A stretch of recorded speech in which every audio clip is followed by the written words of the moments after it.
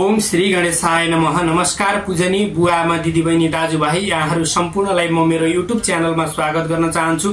2082 सालमा धनु राशि भएका जातकहरू निकै नै भाग्यमानी रहेको र मेरो भाग्य कस्तो छ भन्ने धेरैलाई जिज्ञासा भएको कारणले गर्दाखेरि 2082 सालमा धनु राशिको लागि कर्म क्षेत्र, जागिर, आर्थिक स्थिति, यात्रा सम्बन्धी, व्यापार व्यवसाय, भविष्य, स्वास्थ्य, राजनीति क्षेत्र, कूटनीति क्षेत्र, लोटरी, चिट्ठा, वैदेशिक क्षेत्र, स्वदेशिक क्षेत्र, पारिवारिक, यो सम्पूर्ण कुराहरूको विषयमा कस्तो रहनेछ त आखिरी 2082 सालमा धनु राशि भएका जातकहरूका लागि कस्तो रहेको छ, यी सम्पूर्ण कुराहरूको विषयमा म जानकारी दिनका लागि उपस्थित भइसकेको छु।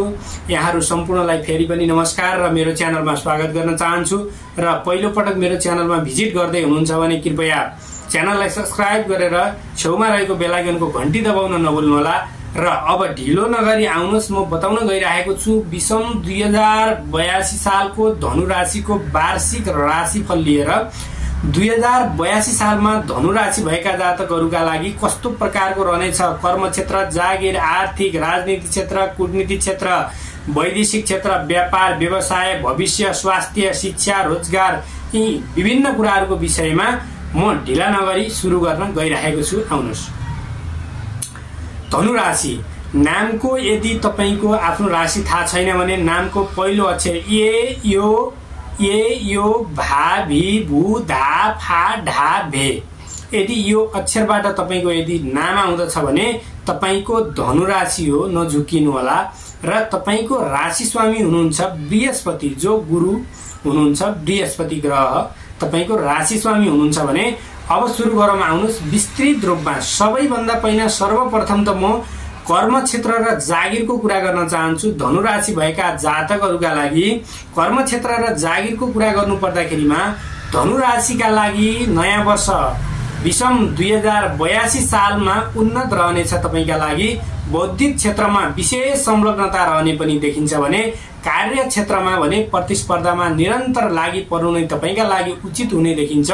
कुनै कार्य गर्दै हुनुहुन्छ भने त्यसमा तपाईले निरन्तर कार्य त गरिरहेको हुने गर्दछौँ हामीले है, तर त्यसमा अझै अहिलेको भन्दा पनि तपाईँ निरन्तर गर्नुभयो भनेदेखि तपाईका लागि अत्यन्त धेरै राम्रो रहने देखिन्छ। भनेदेखि जागिरको लागि नयाँ नयाँ अवसरहरू पनि तपाईका लागि प्राप्त हुन सक्ने देखिन्छ भने कार्यमा व्यक्तिका निम्ति पदोन्नतिको योग पनि तपाईका लागि देखिएको छ भने अडैया शनिको प्रभाव रहने भएकाले कार्यक्षेत्रमा यस पश्चात मात्र प्रतिफल प्राप्त हुने देखिन्छ भने चित्तलाई स्थिर बनाएर गरिएका कामहरूमा तपाईको लागि फलदायी रहने देखिन्छ। यो रहेको थियो कर्म क्षेत्र र जागिरको कुरा। अब कुरा गरौँ आर्थिक क्षेत्रको। तपाईको आर्थिक स्थिति भने मिश्रित रहनेछ। सुरुका महिनाहरू केही उतार चढाव भए तापनि बीचमा आर्थिक सुधारहरू आउनेछ। विभिन्न लगानी र व्यापारहरूमा भने अवसर प्राप्त हुनेछन्, तर निश्चित जोखिमहरू भने तपाईका लागि रहनेछन्। यसमा अत्यन्त धेरै ध्यान दिनुपर्ने देखिन्छ भनेदेखि र यथासम्भव सजग र विवेकपूर्ण निर्णय लिनुभयो भने तपाईका लागि महत्त्वपूर्ण रहनेछ। र यस्तै गरेर सम्पत्ति र गृह निर्माणका लागि केही तपाईका लागि भने अवसरहरू पनि आउन सक्दछन्। तपाईले केही दीर्घकालीन लगानी गर्नुभयो भनेदेखि पनि त्यसबाट तपाईका लागि अत्यन्त धेरै फाइदा हुने देखिन्छ। Share market, money market, lottery, चिट्ठा, गाडी घोडा जोड्नुभयो भनेदेखि पनि अहिले जोडेको चिजले तपाईका लागि भने अत्यन्त धेरै राम्रो रहने देखिन्छ भने अनावश्यक खर्चबाट बच्नुपर्ने देखिन्छ। विशेष गरी मानसिक र तनावको कारणले गर्दा खर्चहरू बढ्न सक्दछ। यी कुराहरूमा भने तपाईले ध्यान दिनुपर्ने देखिन्छ। अब कुरा गरौँ धनु राशि भएका जातकहरूका लागि यात्राको है। अब यात्राको कुरा गर्दाखेरि तपाईका लागि वैदेशिक यात्रा, स्वदेश वैदेशिक यी दुईटैको कुरा गर्न गइरहेको छु। म एकदमै ध्यान दिएर सुन्नु होला। वैदेशिक क्षेत्रका साथै यात्राका दृष्टिले तपाईका लागि यो 2082 साल अत्यन्त धेरै राम्रो रहने देखिन्छ। र यस्तै गरेर व्यवसाय र भविष्यको कुरा गर्नु पर्दाखेरि नोकरी र व्यवसायमा वर्षको मध्यतिर तपाईका लागि अस्थिरहरू आउन सक्नेछन् र स्थान परिवर्तनको सम्भावना पनि देखिन्छ तपाईका लागि है। जो धनु राशिको व्यक्ति हुनुहुन्छ, तपाईँ कुनै क्षेत्रमा कार्यरत हुनुहुन्छ अथवा विदेशमा हुनुहुन्छ, स्वदेशमा हुनुहुन्छ, तपाईँ जुनसुकै क्षेत्रमा हुनुहुन्छ भने तपाईले अहिले जुन कर्म गरिराख्नु भएको थियो त्यसलाई परिवर्तन गर्नुपर्ने सम्भावना पनि देखिएको छ ग्रहको कारणले गर्दाखेरि। यसमा सजग रहनु होला। परिश्रमपूर्वक गरिएका कार्यहरू तपाईका लागि सफल रहनेछन् भने र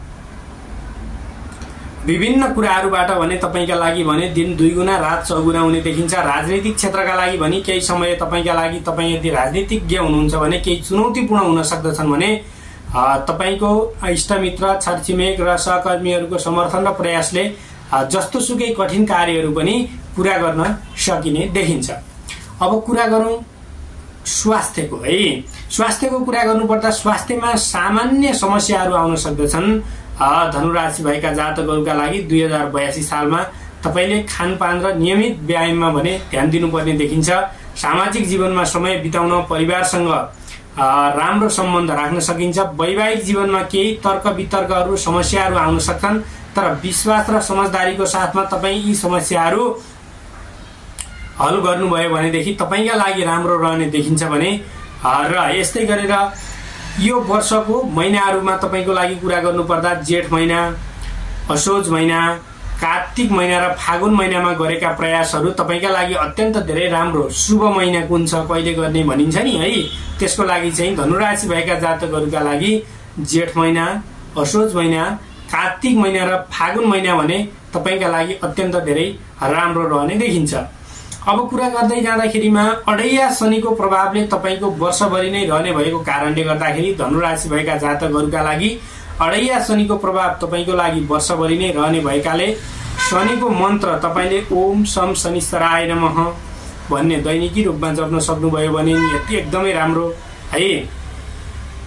भगवान शिवको आराधना, शनि मृत्युञ्जयको पाठ गर्नुभयो भनेदेखि तपाईले चालेका प्रत्येक पाइलाहरू पनि तपाईको प्रत्येक पाइलाले सफलताको शिखर चुम्ने चाहिँ देखिन्छ भने गायत्रीको मन्त्र जपका साथै योगको अभ्यासले पनि स्वास्थ्यमा सकारात्मक प्रभाव रहने देखिन्छ। निर्णय प्रक्रियामा बुद्धि पक्षको प्रयोग गर्दा तपाईका लागि सुखद रहने देखिन्छ जो धनुराशि भएका जातकहरूका लागि। र यस्तै गरेर धनुराशिको जातकहरूका लागि कर्मक्षेत्र, जागिर, आर्थिक, यात्रा, व्यापार, व्यवसाय, भविष्य, स्वास्थ्य, रोजगार यी विभिन्न कुराहरूको विषयमा मैले जानकारी गराएँ। यहाँहरू कहाँदेखि हेर्दै हुनुहुन्छ, कुन स्थानदेखि हेर्दै हुनुहुन्छ, कृपया कमेन्ट बक्समा गएर कमेन्ट गर्न नभुल्नुहोला र यहाँहरूको प्रगति होस्, उन्नति होस्, भगवानले रक्षा गरून् भन्दै म यहाँहरूबाट बिदा हुन चाहन्छु। जय शम्भो, हर हर महादेव, जय श्रीमन्नारायण। यहाँहरू पहिलोपटक भिजिट गर्दै हुनुहुन्छ भने कृपया च्यानललाई सब्स्क्राइब गर्न नभुल्नुहोला र छेउमा रहेको बेल आइकनको घण्टी दबाउन पनि नभुल्नुहोला। अन्तिममा कमेन्ट बक्समा गएर ओम नमः शिवाय जप्न पनि नभुल्नुहोला भन्दै म बिदा हुन चाहन्छु। जय शम्भो, हर हर महादेव, जय श्रीमन्नारायण।